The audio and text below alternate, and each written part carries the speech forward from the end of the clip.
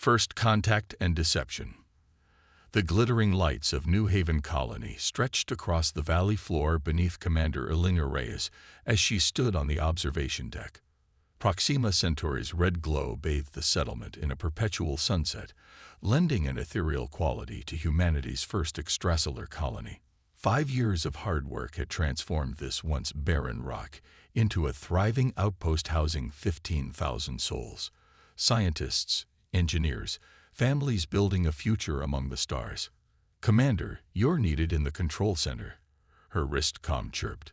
Lieutenant Zhou's voice carried an undercurrent of tension that made Elena's spine stiffen.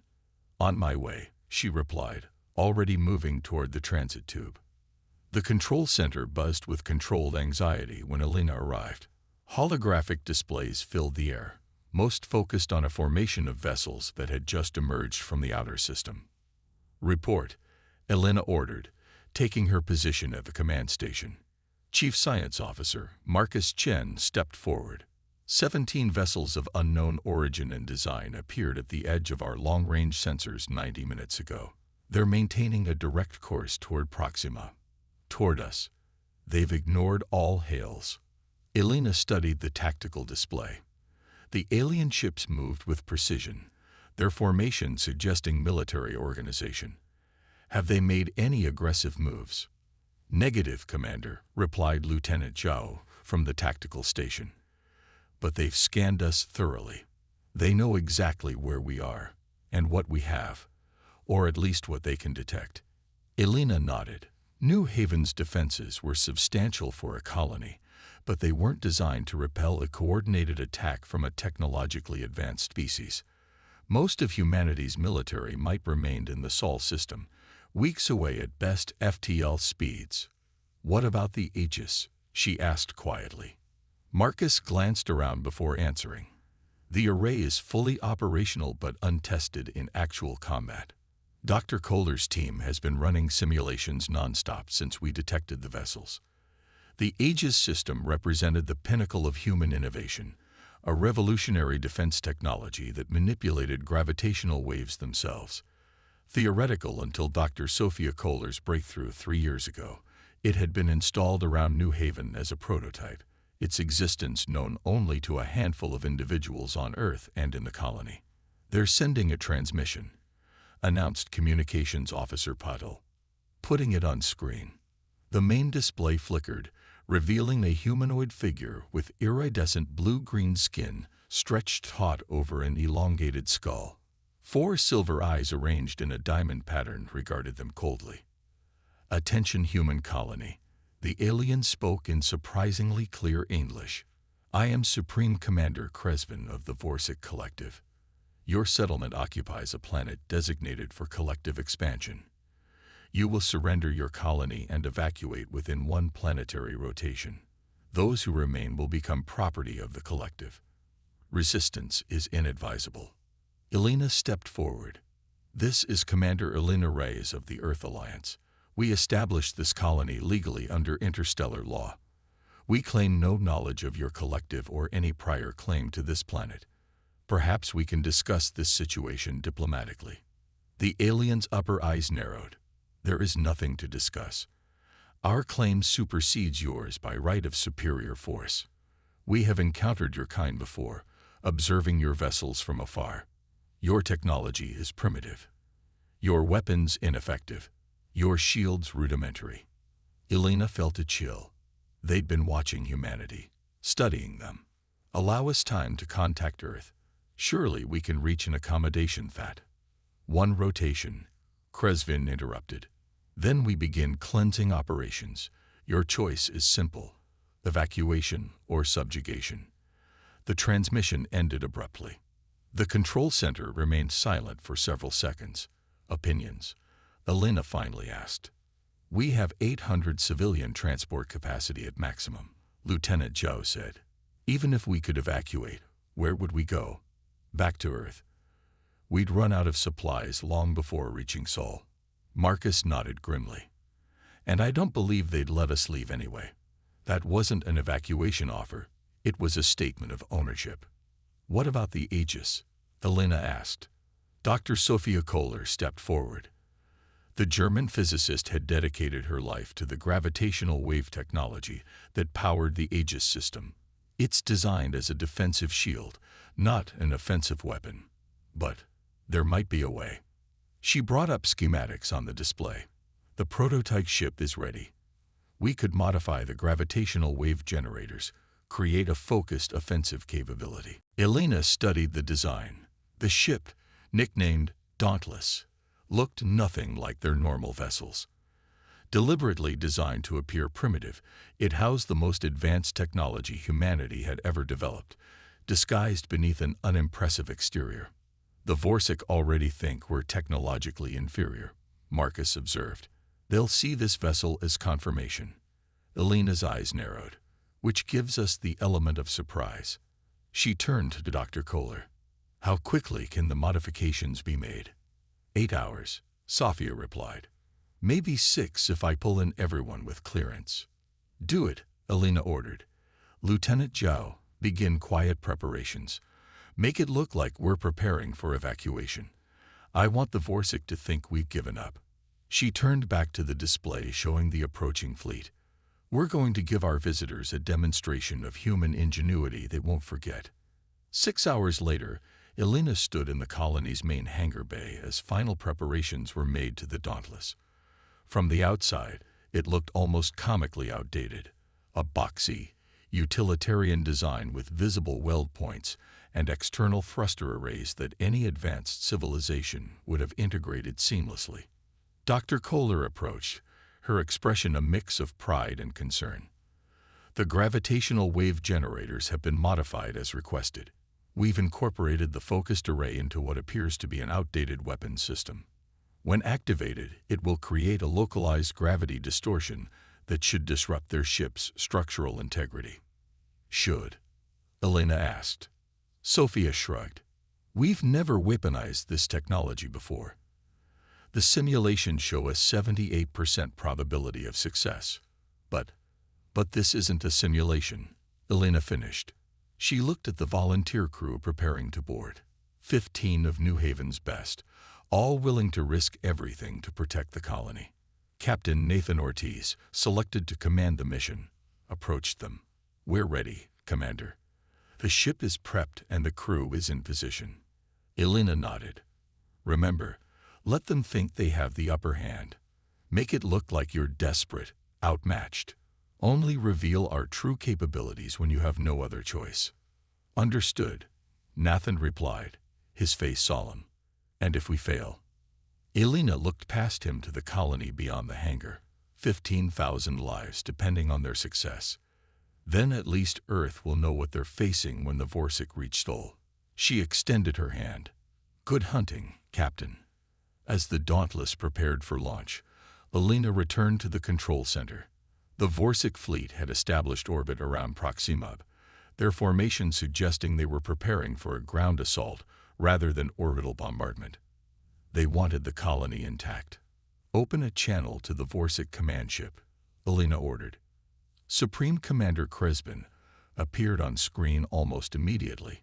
Your time grows short, human. Have you decided to surrender? Elena forced resignation into her voice. We cannot evacuate 15,000 people in the time you've allowed. We request additional time to prepare our people for departure. The alien's 4 eyes blinked in sequence. Your request is denied. However, I am not unreasonable. Send a representative vessel to discuss terms of surrender. Perhaps arrangements can be made for your more valuable specialists to retain privileged status. We'll dispatch a ship immediately, Elena replied, maintaining her defeated tone. After the transmission ended, Lieutenant Zhao looked at her. You're giving them exactly what they expect. Yes, Elena said, watching as the Dauntless cleared the hangar on its way to meet the Warship fleet, an inferior species begging for mercy. She straightened her uniform. Let's hope they enjoy the show. The impossible victory. The Dauntless moved slowly toward the Warship fleet, its outdated propulsion systems leaving a visible ion trail that any advanced civilization would consider embarrassingly inefficient. Captain Nathan Ortiz sat in the command chair, outwardly projecting calm confidence while inwardly calculating every possible scenario. "They're scanning us," reported Lieutenant Kira Chen from the sensor station. "Thorough sweep, multiple spectrums." Nathan nodded. "Let them look. Everything exterior is exactly what they expect to see." The interior of the Dauntless belied its primitive exterior. Hidden beneath false panels and holographic projections were systems generations beyond what the exterior suggested. The crew stations featured neutral interfaces that would adapt to each officer's preferred configuration through neural links, while the ship's true power core, a miniaturized gravitational wave generator, remained completely undetectable to conventional scans. "We're being hailed," Communications Officer Raj Patel announced. "On screen," Nathan ordered, arranging his features into what he hoped was a convincing expression of nervous deference. A Warship officer appeared, silver eyes gleaming with contempt. "Human vessel, you will dock with our command carrier for inspection and surrender negotiations. Deviate from your assigned approach vector, and you will be destroyed." "Understood," Nathan replied, adding a slight tremor to his voice. "We're just a diplomatic vessel. We mean no harm." The Warship officer's upper eyes narrowed. "Your vessel appears antiquated even by human standards." Nathan feigned embarrassment. "It was all we could spare. Our military ships are needed to protect the evacuation." The alien made a clicking sound that might have been laughter. "As if your military vessels would present any challenge. Proceed to coordinates being transmitted." Kresvin out. The view screen returned to an external view of the Warship fleet. 17 warships arranged in a precise formation, each one dwarfing the Dauntless by a factor of 10. The command carrier at the center was nearly the size of New Haven's main habitat dome. "They've transmitted docking coordinates," Lieutenant Chen reported, "and they've adjusted their formation to create a clear path to the command carrier. They're not even bothering to cover their flanks." Nathan allowed himself a small smile. "Why would they? We're just a primitive diplomatic vessel coming to surrender." He tapped his command console. "All hands, prepare for Phase 1. Dr. Abrams, status of the gravitational arrays." Chief Engineer Maya Abrams responded from engineering. "Arrays are powered down but primed for instant activation. They won't detect anything until we're ready." "Perfect." Nathan looked around at his crew, each one specially selected for this mission, each one aware they might not return. "Let's remind these aliens why humans have survived everything our universe has thrown at us." The Dauntless continued its approach, maintaining a deliberately slow speed that suggested hesitation or limited capability. On the Warship command carrier, Supreme Commander Kresvin watched with amusement as the human vessel crept toward them. "Look at that primitive design," he remarked to his second-in-command, Sub-Commander Vex. "External thrusters, visible hull seams, rudimentary shielding. It's almost insulting that they send such a vessel." "Perhaps it's all they could spare," Vex suggested. "Our scouts reported their more advanced ships are in their home system." Kresvin made a dismissive gesture with one of his forearms. "Even their best would be no match for our technology. The Warship have conquered 12 species more advanced than these humans." He gestured to a nearby officer. "Prepare a boarding party. I want to inspect these humans myself before deciding how many to preserve as specimens." Aboard the Dauntless, Nathan watched the distance close between their ship and the massive Warship command carrier. They were now surrounded by alien vessels, each one capable of destroying them with conventional weapons. "We're within optimal range," Lieutenant Chen reported quietly. Nathan nodded. "Dr. Abrams, bring gravitational arrays to standby. Tactical, prepare target solutions for all vessels within primary radius." "Sir," Tactical Officer Jin Park interjected, "we're receiving a message from the Warship. They're ordering us to power down all systems for boarding. They say any active systems will be considered hostile action." Nathan exchanged glances with his executive officer, Commander Layla Hassan. "Well, we wouldn't want to appear hostile, would we?" He tapped his console. "This is Captain Ortiz to all hands. Prepare for Phase 2. On my mark." The Dauntless slowed to a near stop, appearing to comply with the Warship demands. External lights dimmed as if the ship were powering down its systems. "They've locked tractor beams on us," Lieutenant Chen reported. "They're pulling us into their docking bay." Nathan waited until they were precisely positioned among the Warship fleet. "Now, Dr. Abrams." Deep within the Dauntless, the gravitational wave generator hummed to life. There was no external indication, no energy signature that Warship sensors could detect, only a subtle distortion in the fabric of space-time itself. "Gravitational arrays at full power," Dr. Abrams confirmed. "Focusing fields established." Nathan leaned forward. "Execute Phase 2. The first indication that something was wrong came when the tractor beams holding the Dauntless suddenly failed. On the Warship command carrier, alarms began to sound as their artificial gravity fluctuated wildly. "What's happening?" Cresvin demanded, gripping his command chair as gravity shifted around him. "Unknown energy signature from the human vessel," a science officer reported, confusion evident in his voice. "They're generating some kind of gravitational distortion." Outside, the space between the Warship ships began to warp visibly. 3 of the smaller vessels suddenly found themselves being pulled toward each other, their hulls groaning under impossible stresses. Aboard the Dauntless, Nathan watched the tactical display with grim satisfaction. "Target the junction points between their propulsion and command sections," he ordered. "Maximum distortion field." The gravitational weapon focused its energy, creating localized gravity wells that tugged at specific structural points on the nearest Warship ships. Metal twisted and composite materials shattered as forces equivalent to those found near a neutron star acted upon precisely calculated weak points. 2 Warship vessels collided, their hulls crumpling like paper as the gravitational forces overwhelmed their structural integrity. A third spun out of control, its propulsion system torn away by the intense gravitational shear. "Impossible," Cresvin shouted as he watched his fleet being torn apart by invisible forces. "All vessels, open fire. Destroy that ship." Energy beams and plasma torpedoes launched toward the Dauntless, only to curve away as they entered the distorted space surrounding the human vessel. Some weapons fire actually looped back to strike the Warship ships that had fired them. "Phase 3, Nathan commanded.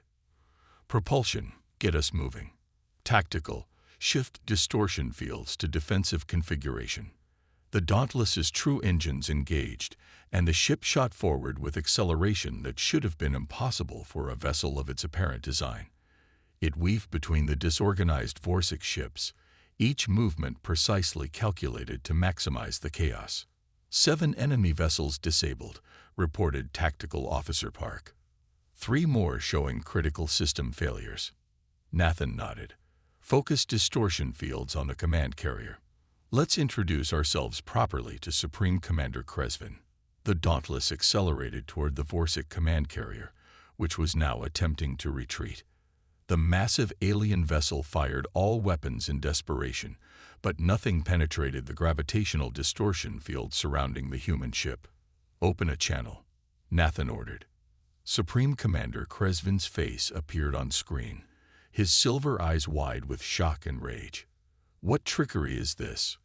"Your technology is not what you expected," Nathan finished for him. "You made the mistake many have made throughout human history. You underestimated us based on appearances." He leaned forward. "You threatened our colony. You demanded our surrender. You call us primitive. Now you know better." "This is impossible," Cresvin hissed. "Our intelligence indicated your species had barely mastered rudimentary faster-than-light travel." Nathan smiled coldly. "Your intelligence was incomplete. Now, here are our terms. Leave this system immediately. Tell the Warship Collective that Proxima Centauri and all human settlements are off-limits. Any further aggression will be met with the full measure of our response." Cresvin's lower eyes narrowed. "You think one ship with an unusual weapon can stand against the might of the Collective? We will return with a fleet of thousands." "Will you?" Nathan asked. "Look around you, Commander. Half your fleet disabled by a single primitive vessel. And this? He gestured around him. This is just a prototype, a test model. Imagine what awaits you in Earth's defense perimeter. For the first time, uncertainty flickered across Cresvin's alien features. You're bluffing. Care to find out? Nathan gestured to Tactical Officer Park. Target their bridge. A focused gravitational beam shot from the Dauntless, punching through the command carrier shields as if they weren't there. The beam stopped just short of the bridge section, creating a visible distortion in the hull plating that began to buckle inward. That was a warning, Nathan said. The next will breach your command deck. Your decision, Commander Cresvin. Retreat or be destroyed. Humanity's triumph. Supreme Commander Cresvin stared at the human captain on his view screen, 4 silver eyes blinking rapidly as he processed this unexpected development. Half his fleet disabled or destroyed, his command carrier vulnerable, and all because of a single vessel that had appeared primitive and defenseless. This is some kind of deception, Cresvin hissed, mandibles clicking in agitation. One ship cannot possess such technology. On the Dauntless, Captain Nathan Ortiz maintained his resolute expression. You're welcome to test that theory, Commander. But consider what you've witnessed so far. Your scans misread our capabilities. Your weapons cannot penetrate our defenses. Your ships are being torn apart by forces you don't understand. He paused. The smart decision would be to withdraw while you still have ships capable of retreat. Cresvin's upper eyes narrowed. Warship do not retreat. Then Warship die, Nathan replied coldly. Your choice. The gravitational distortion affecting the command carrier's bridge section intensified, causing alarm klaxons to sound throughout the massive vessel. Metal groaned as molecular bonds began to fail under impossible stresses. Sub-Commander Vex leaned toward Cresvin, speaking urgently. Supreme Commander, we should regroup and analyze this technology. We cannot defeat what we do not understand. Cresvin's silvery skin darkened with rage, but even he could not deny the tactical reality. All vessels, he ordered through gritted teeth, disengage and withdraw to Rendezvous Point Delta. Rescue crews to disabled ships. He glared at Nathan. This is not over, human. The collective will return. We'll be waiting, Nathan replied. And Commander, next time, don't judge a species by the appearance of their ships. As the transmission ended, the bridge crew of the Dauntless maintained their professional composure, though the atmosphere was charged with tension. They're withdrawing, confirmed Lieutenant Chen. Remaining operational vessels are taking up defensive positions around damaged ships. Maintain gravitational field integrity, Nathan ordered. They might still try something desperate. He opened a channel to New Haven Colony. Dauntless to control. Phase 2 complete. Enemy forces withdrawing. Commander Elinga Reyes's voice came through, steady and controlled. Excellent work, Captain. But this isn't over. Our long-range sensors show additional Warship signatures at the system's edge. Reinforcements, most likely. ETA 6 hours. Nathan exchanged glances with his executive officer. Understood. Requesting permission to proceed with Phase 3. There was a brief pause before Elena responded. Authorization granted. May Earth stand with you. Nathan took a deep breath. All hands, prepare for Phase 3 operations. Dr. Abrams, status of the Aegis integration. From engineering, Dr. Maya Abrams's voice was tense but confident. Gravitational arrays at 82% efficiency after combat operations. Aegis synchronization ready on your command. Begin the sequence, Nathan ordered. Throughout the ship, hidden panels opened as the Dauntless began to transform. Its hull, designed with molecular restructuring capabilities, shifted and reformed. What had appeared to be external thruster arrays reconfigured into focused gravitational projectors. The boxy profile streamlined as unnecessary elements retracted into the true hull.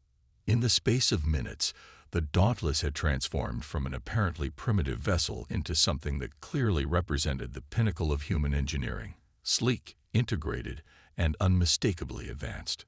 The remaining Vorsic vessels detected the change immediately. Several broke from their rescue operations, weapons charging as they moved to engage. "They've noticed our makeover," Commander Hassan observed dryly. Nathan nodded. "Let them see what they're really dealing with." Activate Aegis synchronization. High above New Haven colony, orbital platforms that had remained dormant and hidden now activated. These platforms, the colony's true defense system, began generating compatible gravitational fields that linked with the Dauntless, creating a network of gravitational distortions throughout the system. Synchronization complete, Dr. Abrams reported. Aegis network online. We have system-wide gravitational control. Nathan allowed himself a small smile. Now let's show them what that means.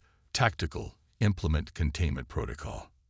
Across the Proxima Centauri system, localized gravitational fields began to form around each Vorsic vessel.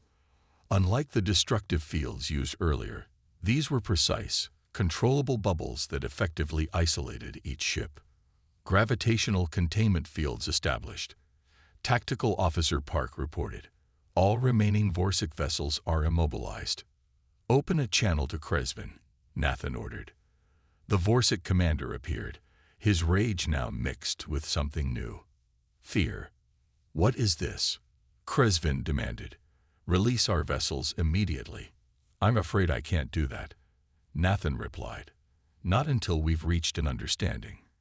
He gestured to the tactical display now visible behind him, a three-dimensional representation of the entire system, showing every Vorsic ship trapped in individual gravitational fields. "As you can see, Commander, we now control this entire star system. Your reinforcements at the edge of the system are similarly contained."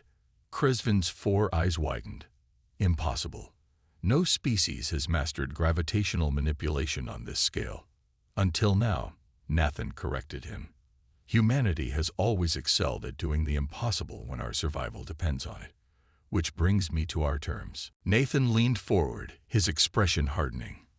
"You will transmit all data on the Vorsic Collective to us.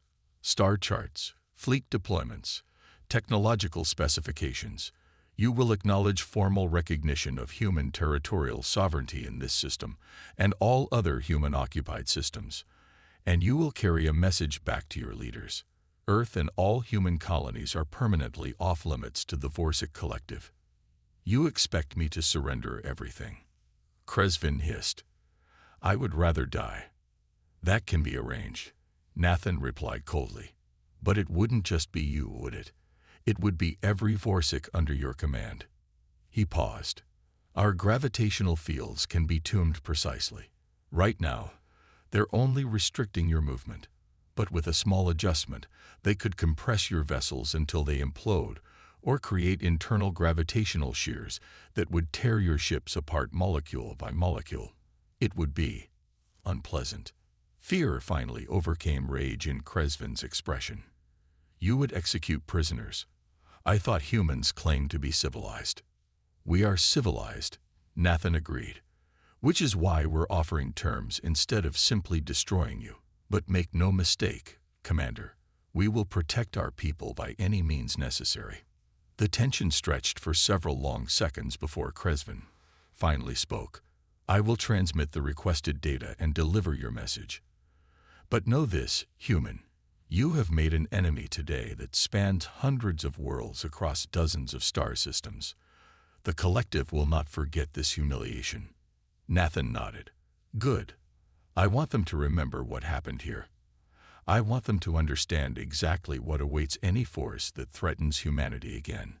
He gestured to Communications Officer Petal. "Prepare to receive their transmission, then verify its accuracy against what we've already observed." As the data transfer began, Nathan opened a private channel to New Haven.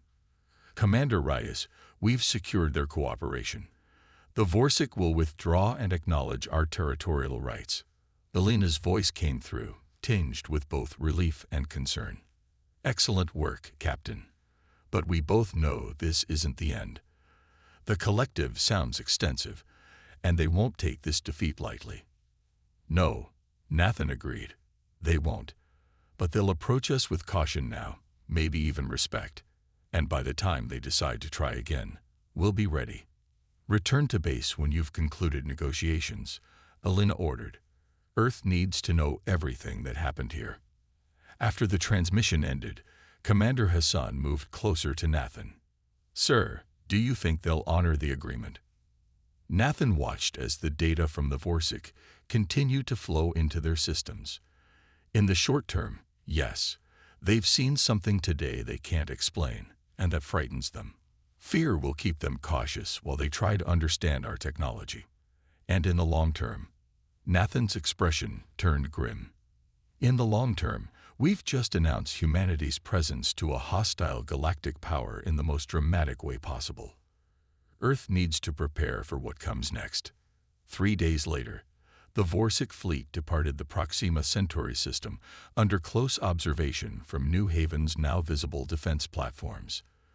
The damaged vessels had been repaired just enough for FTL travel, while the data they had provided gave humanity its first comprehensive look at the wider galactic community, a community that was far more extensive and diverse than they had imagined. In the colony's main conference room, Commander Elena Reyes met with Captain Ortiz and the senior staff to discuss their next steps. The transmission to Earth has been received and acknowledged, Elena informed them. The Defense Council is convening an emergency session to review the Warship data and our encounter report. They're already authorizing expansion of the Aegis program to all human settlements. How much time do we have? Dr. Kohler asked, her expression troubled as she studied the star charts they'd extracted from the Warship database. Based on their fleet movements and territorial expansion patterns, the analysts give us between 8 months and 2 years before they test us again, Elena replied. But they won't be fooled so easily next time. They'll come prepared for our gravitational technology. Nathan nodded gravely. Then we'll need something new by then. Something they won't expect. He looked around at the assembled team. Humanity has always been at its best when challenged, when forced to innovate or die. The Warship and any other species that might be watching now know we exist. They know we can defend ourselves, but they don't know our greatest strength, which is. Lieutenant Zhao asked. Our refusal to accept limitations, Nathan replied. Throughout human history, we've been told certain things were impossible until someone did them anyway. Flight, space travel, faster than light propulsion, gravitational manipulation. Each time, we pushed beyond what was thought possible. He gestured to the star map showing the extent of the Warship Collective and the numerous other civilizations beyond. This isn't the end of our story, it's just the beginning. As the meeting continued, news of the encounter spread throughout human space. The miracle at Proxima, as it came to be known, awakened humanity to both the dangers and possibilities that awaited them among the stars. Defense budgets increased, research accelerated, and a new sense of unity emerged as humans everywhere recognized that they were no longer alone, and that the universe beyond their solar system was both more wondrous and more dangerous than they had imagined. Aboard the Warship command carrier, now limping home at reduced speed, Supreme Commander Kresvin prepared his report to the Collective's High Council. How could he explain their defeat at the hands of a species that, until days ago, the Collective had classified as minimally advanced? How could he describe the technology that had rendered their superior numbers meaningless? The most troubling thought, the one that kept Kresvin awake during ship night, was the possibility that the humans had revealed only a fraction of their true capabilities. If a single prototype vessel and a small colony could defeat a Warship battle group, what might their homeworld be capable of? As his ship traveled through the void between stars, Kresvin made a private vow. He would return to human space one day, not for conquest, but to understand. Because in all the Collective's long history of expansion, no species had ever surprised them so completely. And in that surprise lay a terrible, fascinating truth. The universe held wonders and dangers that even the ancient Warship Collective had yet to comprehend. Humanity had announced its presence to the galactic community not with diplomatic overtures or fearful submission, but with an unmistakable declaration. We are here. We will not be conquered. Underestimate us at your peril. The silent reckoning had begun.